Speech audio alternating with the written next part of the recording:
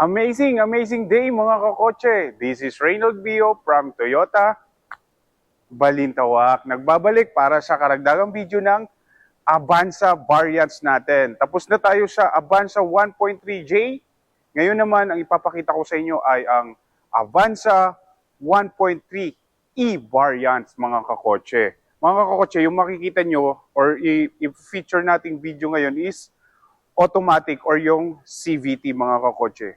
Same lang po sila ng manual natin. Ang pagkakaiba lang po, yung difference lang po nila is yung transmission. The rest, interior, exterior, function, safety, almost same po sila mga kakotse. Ayan, nasa likod ko, yan yung Avanza eCVT natin kakotse. Ayan, halika.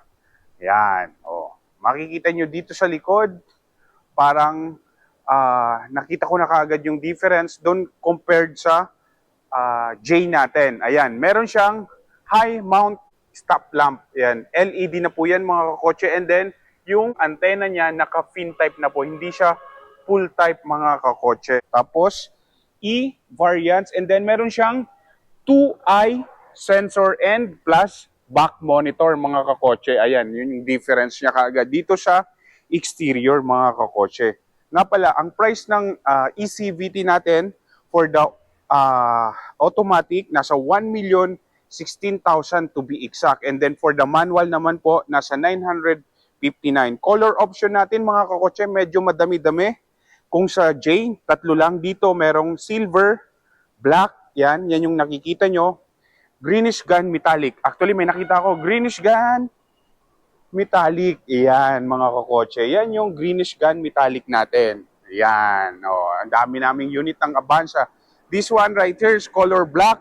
E-variants din po ito mga kakotse. And then, additional na color pa natin is yung dark red mga kakotse. Yan.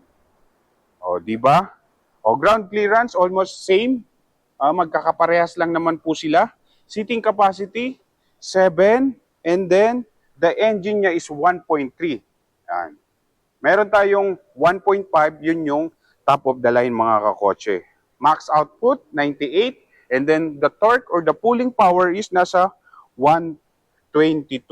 Fuel tank capacity, since malaki-laki siya, is nasa 43 mga kakotse. Yan. Dito sa exterior, ang mapapansin mo lang or yung difference nila is automatic kaagad. Oh. Ayan, oh, nakikita mo.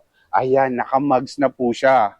15 po yung size ng mugs niya mga kakotse. Yan. Tapos, meron pa pong side turn signal lamp mga kakotse. Ayan, o. Yan. Ayan, o.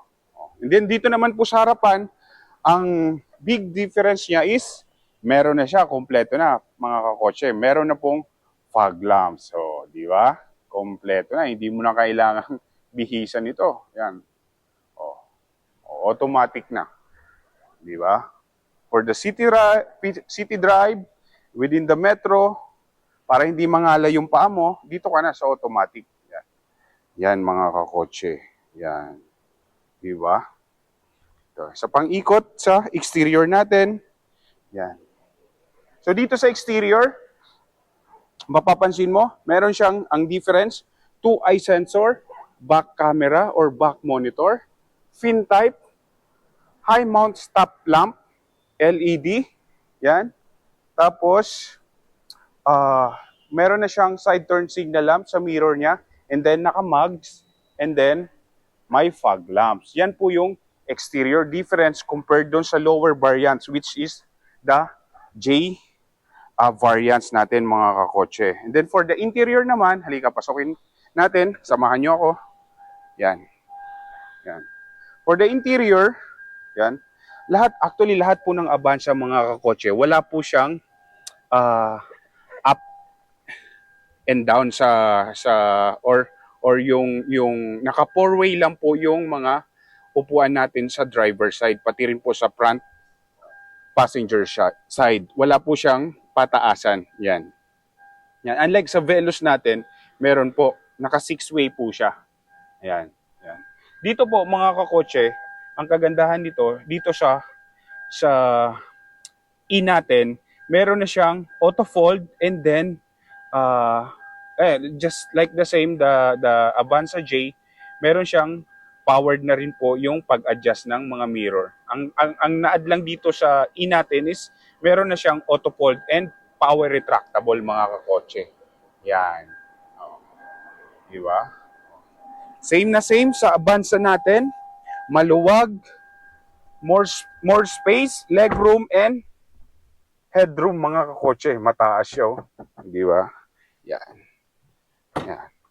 Oh, dito mga kakotse, mapapansin nyo kagad yung monitor natin. Medyo lumaki po siya mga kakotse. Kasi ang monitor natin mga kakotse, ang naad dito sa E natin ay meron na po tayong, ang lagi kong pinagmamalaki ay ang Apple CarPlay and Android Auto. Yan. 8-inch na po yung infotainment or yung display natin mga kakotse.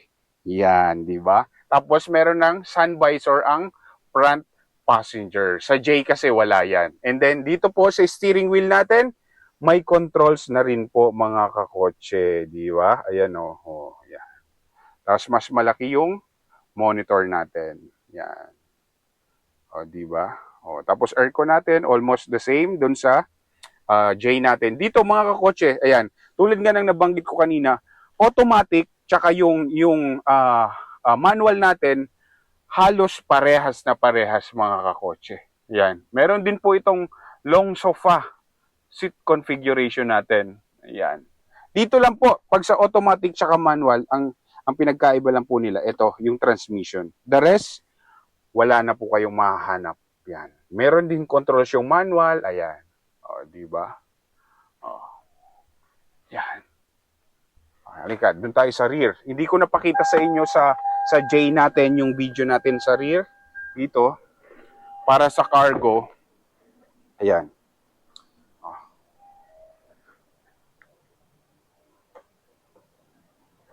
Yan. Oh, mga kakotse. Yan. O, di ba? O, napakaluwag naman. Yan. Kagandahan dito mga kakotse. Flat surface po ito. Ayan o. Nakaharang lang yung harapan.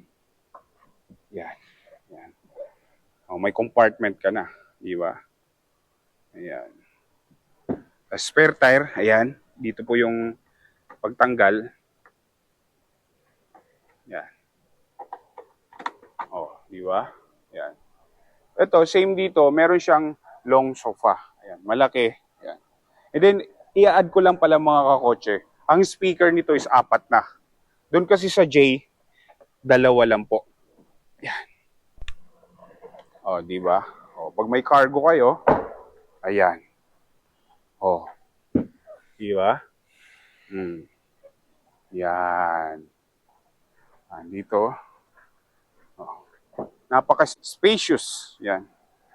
Sobrang luwag. The legroom, headroom, talagang hindi ka mabibitin pag yung space yung hinanap po dito sa Avanza natin. Yan. Yan. Oh. Diba? Oh. Ayan. Ayan. So yun mga kakotse, napakita ko na yung E-variants natin. Inuulit ko. E, CVT, and then the E-manual, almost the same. Interior, exterior, function, ang difference lang po nila is yung transmission. Para iisang video na lang po tayo. Di ba mga kakotse? Ayan. So, maraming salamat po mga kakotse lagi sa panunood at sa pagsuporta sa aking channel.